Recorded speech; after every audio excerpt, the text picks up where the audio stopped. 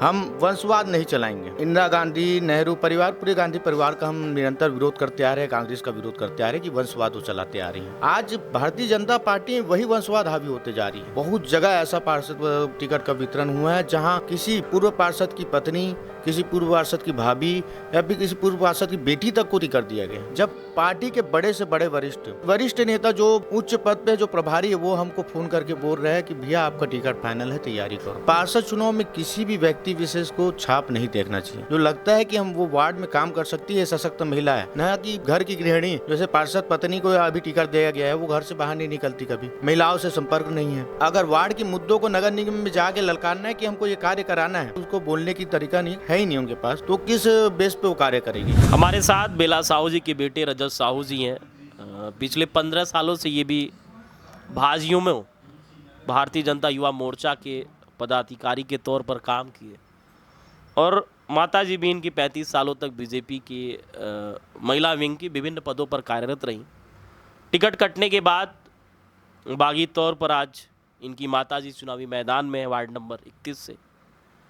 रजत जी से हम बातचीत करेंगे, इनका भी क्या दुख दर्द है, पार्टी का टिकट नहीं देती है तो किस तरीके से पार्टी में कार्य करने वाले पदाधिकारी बागी हो जाते हैं, उस पर हम विस्तार से चर्चा करेंगे और ये भी जानने का प्रयास करेंगे कि अगर आपकी माता जी इस वार्ड से पार्षद बनकर आती हैं तो क्या कुछ उम्मीद है कि आगामी समय में आप बीजेपी में पुनः शामिल होंगे या फिर किसी और पार्टी की तरफ रुख करेंगे या फिर अपनी खुद की कोई नई पार्टी बनाने की योजना रखेंगे। सबसे पहले तो आपका स्वागत है रजत जी। 15 साल तक आप भी भाजपा में से जुड़े रहे, भारतीय जनता युवा मोर्चा से संपर्क प्रमुख रहे आप, तो ऐसे में जब माता जी को टिकट नहीं मिला तो क्या कुछ सोचा आपने कि अब किस तरीके से निर्णय लिया कि अब माता जी को चुनावी मैदान में निर्दलीय उतारा जाए?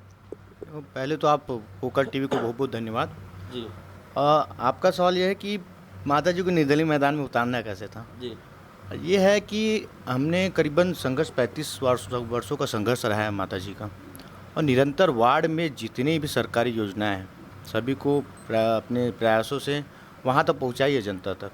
और ऐसे में अगर वार्ड महिला होता है, महिला आरक्षण होता है, तो प्राथमिकता सबसे वरिष्ठ महिला को मिलना चाहिए और महिला कार्यकर्ता को ही मिलना चाहिए। ये उस समय की बात है जब तरुण चटर्जी जी यहाँ के महापौर दावेदार थे। उस समय पहली कार्यकर्ता के रूप में वार्ड में उभरी थी, और उस समय की कार्यकर्ता को वो अगर संगठन प्राथमिकता नहीं दे रही है तो मेरे ख्याल से महिला कार्यकर्ता जाएगी कहाँ। और हम खुद बोलते हैं नारी सशक्तिकरण का बात भी भारतीय जनता पार्टी करती है। हम वंशवाद नहीं चलाएंगे, एक तरफ नारी सशक्तिकरण, एक तरफ वंशवाद। हम इंदिरा गांधी, नेहरू परिवार, पूरे गांधी परिवार का हम निरंतर विरोध करते आ रहे हैं, कांग्रेस का विरोध करते आ रहे हैं कि वंशवाद वो चलाते आ रही हैं। आज भारतीय जनता पार्टी वही वंशवाद हावी होते जा रही है। आज हमारे वार्ड में 2 प्रत्याशी है कांग्रेस के, एक पूर्व पार्षद की भाभी है और एक पूर्व पार्षद की पत्नी है। अगर महिला सशक्तिकरण और महिला आरक्षण की बात अगर भारतीय जनता पार्टी ने 33% आरक्षण देने का बात हुआ है तो ये मेरे ख्याल से बेबुनियाद है, क्योंकि अगर पार्षद पत्नी और पार्षद भाभी का अधिकार हो गया तो फिर जो मुख्य रूप से जो पार्टी में संगठन में काम कर रही है वो महिला जाएगी कहाँ, वो कार्यकर्ता जाएगी कहाँ। तो वही एक पार्टी के लिए रोष है कि अगर पार्टी को सही समीकरण में अगर जाना है, महिला सशक्तिकरण की और बात पार्टी करती है, संगठन करती है, तो वही जो रूपरेखा सम्मानीय प्रधानमंत्री जी मोदी जी बना रहे, अमित शाह जी बना रहे कि महिला सशक्तिकरण हमको करना है, तो उसी रूपरेखा में अगर काम करे तो पार्टी अपने अस्तित्व को भी आगे बनाए रखेगी, ऐतिहासिक तौर पर काम करते आएगी। और आज मैं देख रहा हूँ रायपुर छत्तीसगढ़ की बात हो चाहे किसी भी एरिया का बात हो, बहुत जगह ऐसा पार्षद टिकट का वितरण हुआ है जहां किसी पूर्व पार्षद की पत्नी, किसी पूर्व पार्षद की भाभी या फिर किसी पूर्व पार्षद की बेटी तक को टिकट दिया गया। अब ये पार्टी का संगठन का निर्णय था, किस प्रकार से खरीद फरोख्त करके किसको टिकट दिया गया है ये संगठन जाने, ये हमको पता नहीं।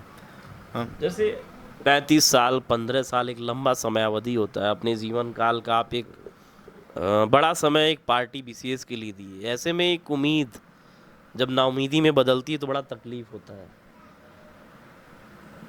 संगठन के लोग मनाने नहीं आए जब उनके कानों तक ये चीज़ें पहुंची कि हमारे बीच का एक बंदा, एक आदमी जो एक पद विशेष पे रहा, उनकी माता जी भी एक पद विशेष पे रहीं और लंबे समय तक काम किया। ऐसा भी नहीं कि हर पंचवर्षीय में पार्टी बदला हो, शुरू से मुझे लगता है कि अब तक बीजेपी के लिए समर्पण रहा होगा, तो कोई वरिष्ठ जो यहाँ के माननीय लोग हैं, मैं नाम तो नहीं लूँगा, जो माननीय लोग हैं वो संपर्क नहीं किए?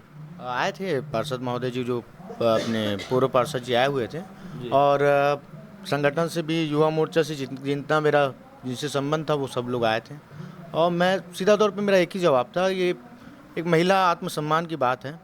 जब पार्टी के बड़े से बड़े वरिष्ठ नेता, ऐसा नहीं कि नॉर्मल नेता, कोई छूट भैया नेता भी नहीं हमको बोल रहे, वरिष्ठ नेता जो उच्च पद पे जो प्रभारी है वो हमको फ़ोन करके बोल रहे हैं कि भैया आपका टिकट फाइनल है, तैयारी करो।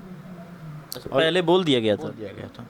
हाँ, पूरा मतलब पूरे दौर पे ये चला है कि लगातार मेरे पास निरंतर 300 से 400 लोगों का, पार्टी के जितने भी वरिष्ठ जनों का, हाँ। सभी का कॉल है, भैया समीकरण पूरी माता जी के नाम से बैठ रहे हैं और सिंगल पैनल में नाम गया है आपका करके। और वो मिस्टेक कहाँ से होगी, लीकेज कहाँ से आई फिर? अब पार्टी जाने, संगठन क्या निर्णय ली है, और कुछ भी खरीद फरोख्त का भी मामला आ रहा है सामने, कुछ लोग बराते वरिष्ठ लोग की माता जी ने एक शब्द कहा कि ये जो छत्तीसगढ़ में हमारी सरकार है बीजेपी की, वो भी पीएम मोदी के चेहरे पर सरकार आई थी, तो क्या एक राज्य, एक प्रधानमंत्री के चेहरे पर ही राज्य चल रहा है?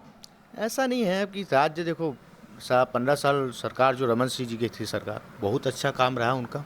एक विकास पुरुष के नाम से जाने जाते रमन सिंह जी को हम, और उनका अगर छत्तीसगढ़ को एक मुख्य रूप से पूरे देश में जो पहचान दिलाई, वो रमन सिंह जी ने पहचान दिलाया। और हाँ, मानता हूँ कि छत्तीसगढ़ में सरकार जो बनी है, मोदी जी के चेहरे पे हर विधानसभा हम जीते हैं, हर विधानसभा, जिस विधानसभा को लोकल नेताओं में इतना अपना उनका वर्चस्व नहीं रहा क्या कि पीएम के चेहरे पर चुनाव लड़ा जाए? आजकल पार्षद चुनाव भी ऐसी हो गया कि मोदी जी के चेहरे पे लड़ा जाए। मैं पार्षद चुनाव की एक बात करूं तो पार्षद चुनाव में किसी भी व्यक्ति विशेष को छाप नहीं देखना चाहिए। जो व्यक्ति की छवि है, जो लगता है कि हम वो वार्ड में काम कर सकती है, सशक्त महिला है, ना कि घर की गृहिणी। जैसे पार्षद पत्नी को अभी टिकट दिया गया है, वो घर से बाहर नहीं निकलती, कभी महिलाओं से संपर्क नहीं है। ना अगर वार्ड के मुद्दों को नगर निगम में जाके ललकारना है कि हमको ये कार्य कराना है, तो वो किस पक्ष पे करा पाएगी? उसको बोलने की तरीका नहीं, कुछ है ही नहीं उनके पास, तो किस बेस पे वो कार्य करेगी? एक पार्षद की भाभी है, वो भी नगर निगम में किस तरीके से बात करेगी, जब उनको बोलने का पता ही नहीं है कि हम किस बेस पे काम करें। हाँ, अब कोई सरकार मतलब जो वार्ड चलाएंगे वो पार्षद पति चलाएंगे, फिर एक पार्षद की वो देवर चलाएंगे, ऐसा हम लोग का समीकरण बैठा हुआ है। तो मेरे ख्याल से पार्षदों में ये होना चाहिए कि क्षेत्रवादी राजनीति में सिर्फ और सिर्फ चेहरा देख के वोट करें, ना कि छाप देख के। सीधा तौर पे मेरा वार्ड की जनता से और हर वार्ड की जनता से एक निवेदन है।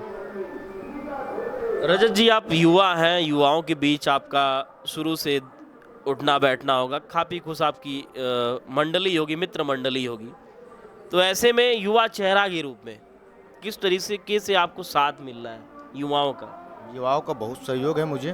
मेरे जितने भी भाई बंधु हैं, जितने भी मेरे साथ जुड़े हुए हैं, निरंतर मैं हर साल अपने माध्यम से अपनी अध्यक्षता में यहाँ अपने वार्ड में माता जसगीत का विराट देवी जगदगुरु छत्तीसगढ़ राज्य स्तरीय का कार्यक्रम कराता हूँ, प्रतियोगिता कार्यक्रम, गणेश उत्सव कराता हूँ, और कोई न कुछ सांस्कृतिक आयोजन हर साल मेरे लगातार हर महीने 2 महीने में एक कार्यक्रम मेरा प्रमुख तौर पे चलते रहता है। और युवाओं के बीच अच्छा संपर्क है, सामाजिक रूप से भी अच्छा संपर्क है। और हर युवा वर्ग, जैसे मेरा कोई एक एरिया नहीं है कि मैं दुर्गा चौक का व्यक्ति हूँ तो सिर्फ दुर्गा चौक से ही संबंध है। मेरा हर वर्ग में सतनाम चौक, रामलीला चौक, गड़ियापारा और संगम चौक, हर युवाओं के बीच मेरा अच्छा पकड़ है और अच्छा संबंध है। सभी के साथ भाईचारा व्यवहार है और सभी का अच्छा समर्थन मिल रहा है मेरे को। एक अंतिम सवाल और बहुत प्रमुख सवाल भी है ये, आजकल वार्ड पार्षद के चुनाव में भी बड़ा मोटा पैसा खर्च होता है, उस पैसे को कैसे मैनेज किया जा रहा है? क्योंकि 20 दिन 25 दिन पहले से ही लोगों को मैनेज करना पड़ता है। सुनने में तो ये भी आता है, मैं कोई आरोप नहीं लगा रहा हूँ, लेकिन सुनने में ये भी आता है कि दारू भी बांटना पड़ता है, कपड़े भी बांटने पड़ते हैं, उसके बाद चुनाव के एक दिन पहले बाकायदा कैश भी देना पड़ता है।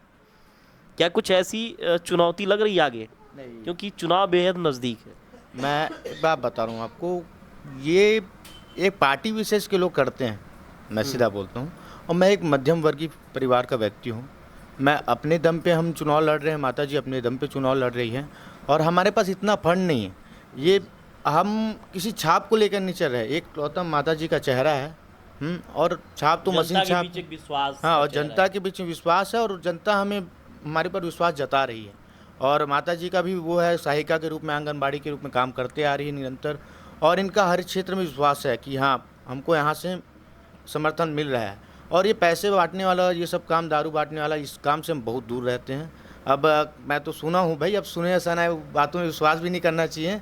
हाँ, लेकिन एक पक्षी में बोलना चाहूँ तो एक पक्षी में मैं देखा भी हूँ, साड़ी बाँटने का कारोबार चालू हो चुका है। हाँ, कई घरों में दारू भी बढ़ चुका है। चल रही है हाँ, चीजें। और पैसा बाँटना भी चालू हो चुका है। ये सब कार्य निरंतर चलता रहता है, और हम इस सब कार्य से बहुत दूर हैं। तो ये हमारे साथ बेला साहू जी के बेटे रजत साहू जी रहे। बेला साहू जी जो पिछले 35 सालों से बीजेपी की महिला मोर्चा की कार्यकर्ता रहीं, वरिष्ठ पदों पे भी रहीं। इनके बेटे जो रजत साहू जी से भी बातचीत हो रही थी, वो भी भाजयुमो में भारतीय युवा मोर्चा के विभिन्न पदों पर कार्यरत रहे। जब चुनाव, खास करके इस वार्ड की बात करें तो जब महिला सीट आती है, ओबीसी महिला, तो ये पूरी उम्मीद थी कि बेला साहू जी को टिकट मिलेगा। चूँकि 35 सालों तक पार्टी के लिए कार्य किया, हर विषम परिस्थितियों में परिवार से भी लड़ती हुई, चूँकि जब कोई महिला राजनीति में होती है तो सबसे बड़ी चुनौती परिवार की होती है कि वो महिला घर के आंगन को, घर के द्वार को कैसे लांग के किसी पार्टी के लिए काम करेगी। उन तमाम चुनौतियों को झेलते हुए, उससे निपटते हुए किस तरीके से वो आगे बढ़ती है और पार्टी के लिए काम करती है, वो एक महिला ही जान सकती है। जब उसका टिकट कटता है तो महिला झांसी की रानी बनती है।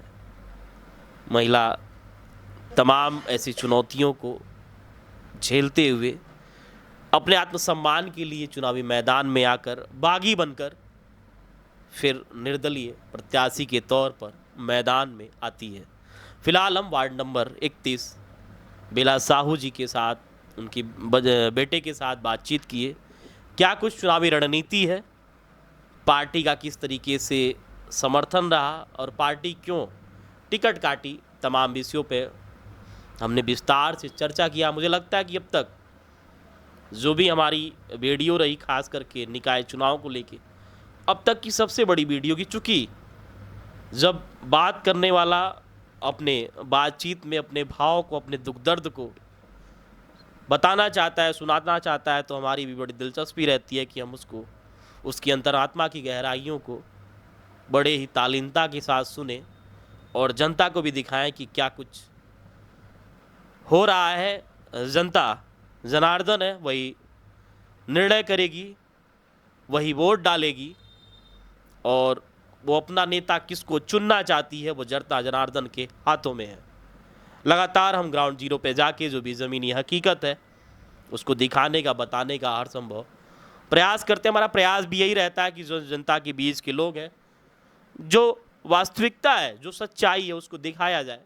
और लगातार हम इस प्रयास में अनवरत आगे बढ़ रहे हैं। हमारे सहयोगी दीपेश पटेल के साथ मैं आशीष शुक्ला, वोकल टीवी, रायपुर, छत्तीसगढ़।